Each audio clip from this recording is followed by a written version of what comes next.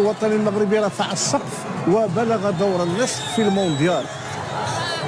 موقعا على رفع السقف وبلغ دور النصف في المونديال. موقعا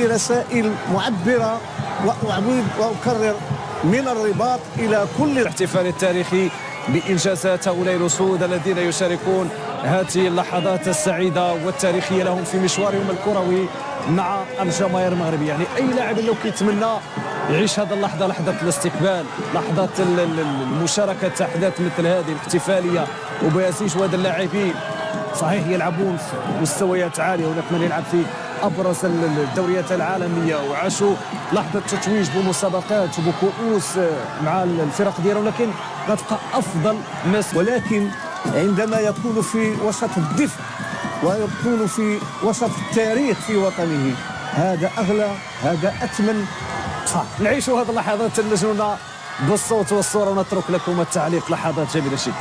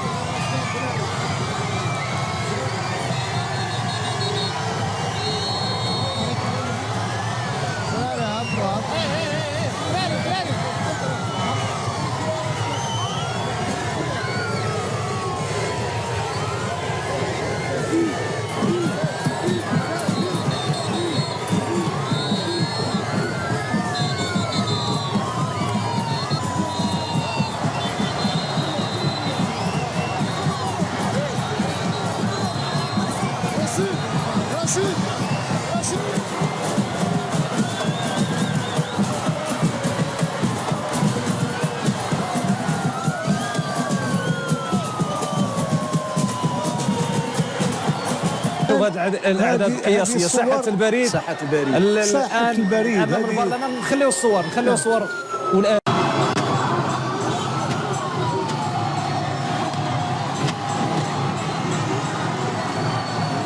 شعبي وجماهيري لبعثة المنتخب الوطني المغربي فور وصولها لمطار الدولي الرباط سلا. بعد ذلك جابت أهم شوارع مدينة سلا نحو العاصمة الرباط. كما نتابع الصور هنا أبلغ من أي تعليق، ودائما نواصل معكم هذه التغطية المباشرة والاستثنائية لهذا اليوم الرياضي الوطني، لهذا اليوم الذي سيبقى موشوما في الذاكرة وفي التاريخ. بدأناها في كأس العالم بأجمل بداية وأجمل النتائج كانت هناك، ونواصلها على مستوى أرض الوطن بعد وصول المنتخب الوطني المغربي. وفي الكواليس ربما كان حديثكم وانبهاركم لهذا الأعداد القياسية من الجماهير، من المواطنين الذين خرجت ويعيش الحدث. المغرب يقيم عرسا،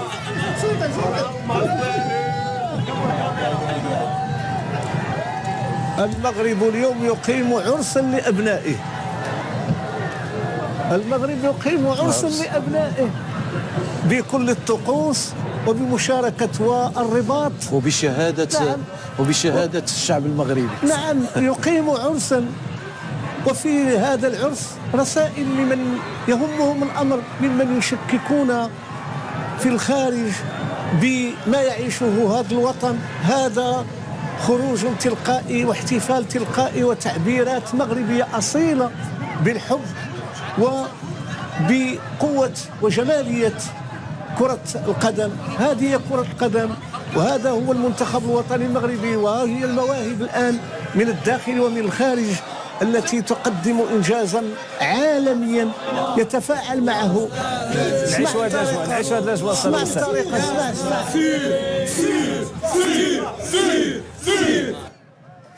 إذا سعادة لا توصف بالنسبة للعناصر الوطنية، متوجهة الآن من القصر الملكي العامر، حيث سيحظى أعضاء المنتخب الوطني باستقبال ملكي سامي احتفاء وتقديرا بهذا الإنجاز التاريخي العظيم. ففي الحقيقة ختمها لاعبو المغرب وهم يقولون سير سير سير، فهذا سير سير ستكون رمزا وستكون انطلاقة حقيقية في جميع القطاعات، جميع المجالات. والحمد لله المغرب يخطو بثبات في هذا الإطار، سواء في المجال الرياضي أو في جميع المجالات الأخرى. كل ما نتمنى ونتوق إليه هو أن تكون هذه الاحتفالات أن تترك بصمتها في نفوس هؤلاء اللاعبين، وبطبيعة الحال لقد تركت تلك البصمة، وهو مؤشر على أن في المباراة الترتيبي لو يتحدث عن ظاهرة المونديال هو المنتخب الوطني المغربي، وفي ظل ما قدمه في هذه النسخة الاستثنائية. جياني إنفانتينو منذ أن ترأس الاتحاد الدولي لكرة القدم فيفا، جياني إنفانتينو لم يكتشف المغرب في قطر، اكتشف المغرب في الرباط وفي أكادير وفي مراكش وفي مختلف المدن. هو يدرك جيدا ما يتوفر عليه المغرب من حب ومن بنيات تحتية ومن شغف ديال كرة القدم. أنا أعود إلى كبار، هذا لا يمكن إلا أن يعطيك حبا أن تكون مغربيا. مغربيا، هذاك العشق، ذاك الجمال المغربي الذي فيه البهاء وفيه، يعني عندما ترى المنتخب الوطني المغربي كيف يناقش المباريات ديالو، هذه أشياء رائعة رائعة جدا. وكذا أنه المستحيل ليس مغربيا، يعني لطالما كنا نسمع هذا الكلام، وربما يعني مع مرور السنوات نتأكد سواء في كرة القدم وفي مجالات أخرى كنتحدثوا ماشي غير في جانب كرة القدم ولكن في مختلف المجالات. المغاربة كل ما يتعلق الأمر بوطنهم بوطنيتهم وكل ما لهم ارتباط بالعالم الوطني في أي مجال إلا وكتشوف التألق والتميز وكتلقى البصمة المغربية ببصمة عالمية. نحمد الله على بلدنا في الحقيقة، لأن هذه البصمة لم تكن بطريقة عشوائية، لأن مردها إلى عمل جاد ومتواصل وإلى مهندسي المستقبل. فبالنسبة لهذا المسألة تاريخية اللي كتحطوا التتويج في السنوات الأخيرة، الوداد، دوري أبطال أفريقيا، في مناسبتين حديث النهضة البركاني، مناسبتين كأس الكونفدرالية، تحدثوا كذلك على كأس السوبر. خاصة تواكب هذا التطور، لأن عدم المواكبة ديالو عندكم جميع الإمكانيات متوفرة لكم. إذا خاص الجدية ديال الأندية والجدية ديال المسيرين ديالهم، لأن ما كانش الجدية والمعقول على أساس أنهم يمكن يعطيوا واحد الدفعة قوية ويكونوا بمثابه فيتامينات لذاك الجسد ديال المنتخب الوطني. اذا اخر الصعيدين كما نتابع حكيم زياش المايسترو نصير مزراوي يصعدان في هذه اللحظات، وتحيه من طرف رئيس الجامعه الملكيه المغربيه لكره القدم السيد فوزي القشاع. روح العائله التي قادت الاسود لتحقيق ملحمه كرويه سيتحدث عنها العالم، سيتحدث عن العالم كما قلنا، وتحدث عن العالم وسيواصل الحديث في هذه النسخة القطرية، والقادم سيكون أفضل إن شاء الله كذلك بالنسبة للمنتخب الوطني ولا كل المنتخبات إن شاء الله. بطبيعة الحال لأن المنتخب الوطني كما سبق أن أشرنا بأن هناك تخطيط ماشي وقتي بل